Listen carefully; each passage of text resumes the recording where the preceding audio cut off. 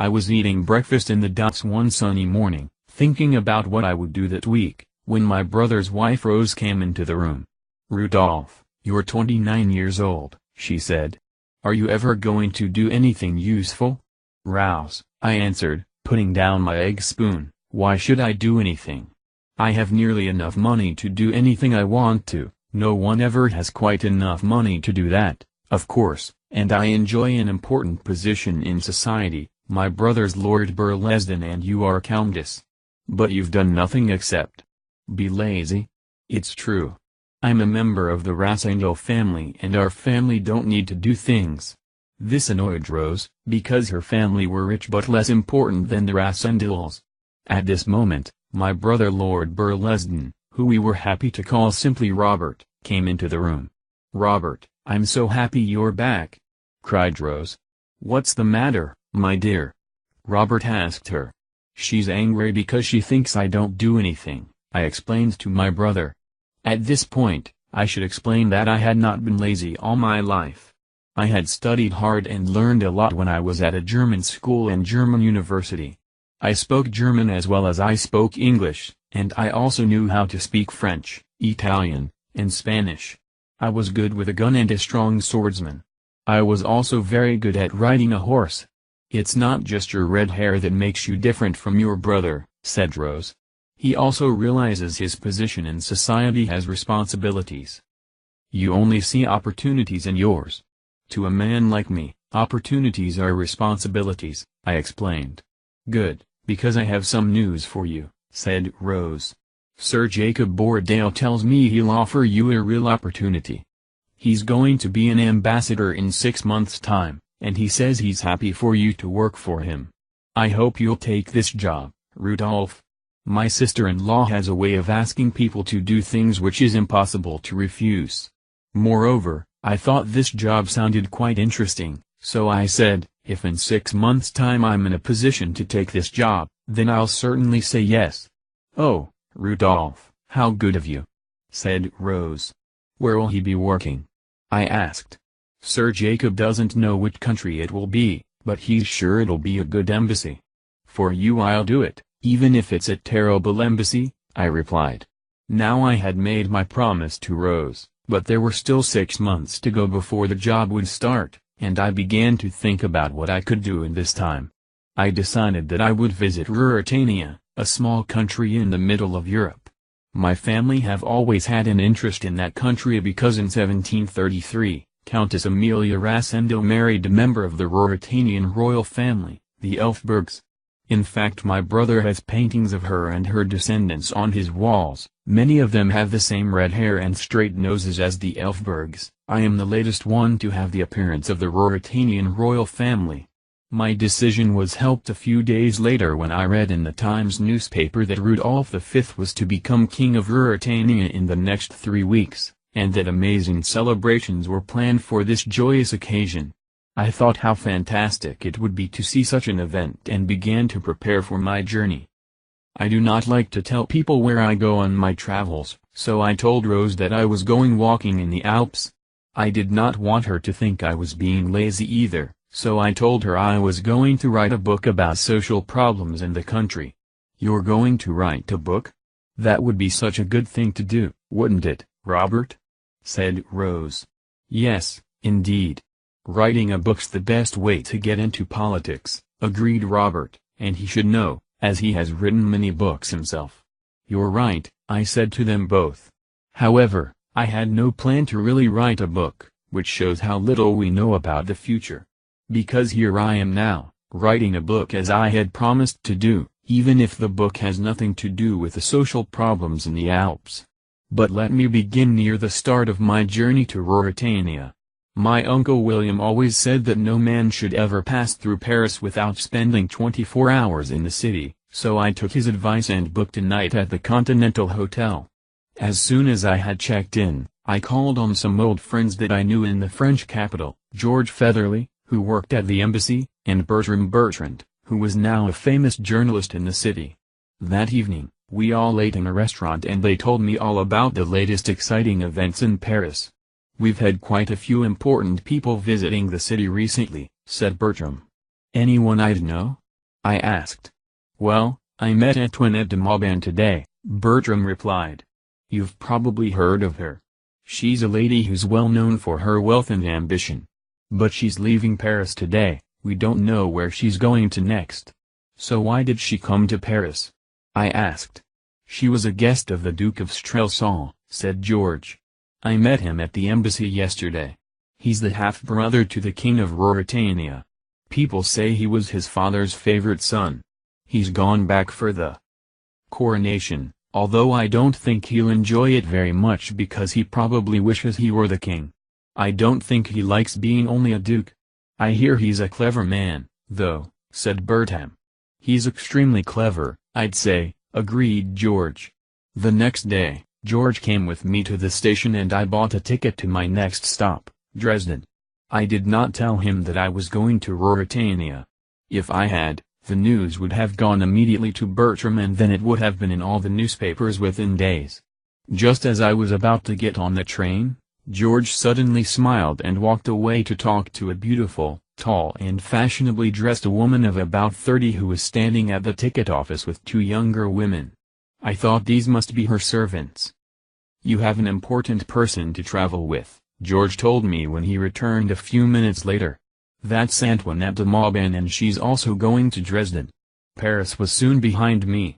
It was a long and boring journey and I wondered if I would see Antoinette de Mauban in the dining car when I ate in the train that evening, or perhaps at breakfast the next morning. However, I did not see the lady again until the following day, when both she and I got on the next train from Dresden to Ruritania. She was further up the train, however, and did not see me. A few hours later, the train arrived at the Ruritanian border where we stopped so the guards could check our passports. I was surprised when the guards stared at me and my passport for some time before letting me into the country. Once in Ruritania, I bought a newspaper and read that the king's coronation was to be in 2 days' time, which was much earlier than I had thought. The newspaper described the excitement in the country and in particular the capital city, Strelson, where it said all the hotels were full with people who wanted to see the event. On reading this, I decided it would be best to stop at Zenda, a small town 80 kilometers from the capital, and about 10 kilometers from the border. Here I could walk in the hills and see the town's famous castle, then I could take the train for the day to Strelson to see the coronation. As I got off the train at Zenda, I saw Antoinette de Mauban, who remained on the train for its journey to the capital, but she did not look at me. I was welcomed at the inn in Zenda by an old woman who ran it with her 2 daughters. She said she was not very interested in what happened in the capital, but she loved the Duke of Strelson, who she called Duke Michael. He was the man who was responsible for the land around Zenda and its castle. In fact, the hotel owner said she wished the Duke was the new king and not his brother. We all know Duke Michael, she explained. He's always lived in Ruritania and he cares about the people, so people like him. As for the king, well, he's almost a stranger. He's been abroad for most of his life and not many people even know what he looks like. Now the king's staying in a hunting lodge in the forest, very near to Zenda. From there he'll travel to the capital for his coronation. I was interested to hear this, and decided I would walk in the forest the next day so that I might see him. I wish he'd stay there in the forest, continued the woman. People say he only likes hunting and good food. He should let the Duke become our king. And there are many others who think the same. Well, I don't like Duke Michael, said her older daughter. They say the king has red hair, just like you. Many men have red hair like me, I laughed. How do you know the king has red hair? The old woman asked her daughter. Johann, the duke's servant, told me, she explained. He's seen the king at the hunting lodge. But why's the king here, if it's the duke's land? I asked. The duke invited him, sir, explained the old lady. The duke's in Strelson, preparing for the coronation. So they are good friends? I don't know if you can be good friends if you want the same thing. What do you mean? Duke Michael would like to be king, too, I'm sure. Well, I said. I feel quite sorry for the duke, but it's right that the older brother becomes king. Who's talking of the duke? Said a deep voice from outside the door. We have a guest, Johann, called the old lady, as a man entered the room. When he saw me, he took off his hat and stepped back in surprise, as though he had seen something amazing. "What's the matter, Johann?" asked the old lady.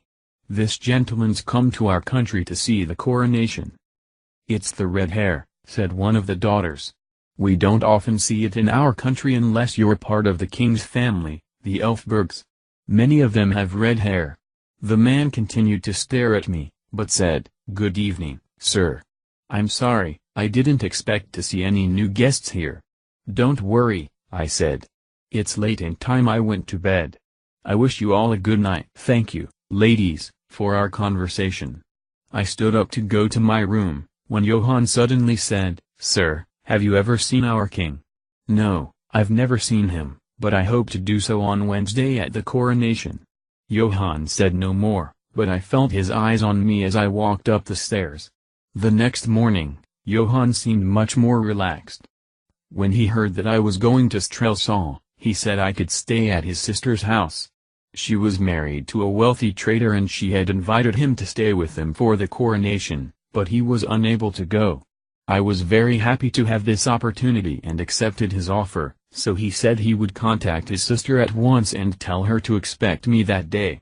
I decided, however, that I still wanted to see the forest where the king was staying, so first I planned to walk for 16 kilometers through the forest to the next station along the line, where I could catch a train to the capital.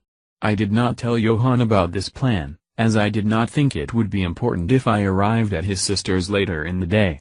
So I sent my luggage on to the station and said goodbye to the old lady and her daughters, and set off up the hill towards the castle.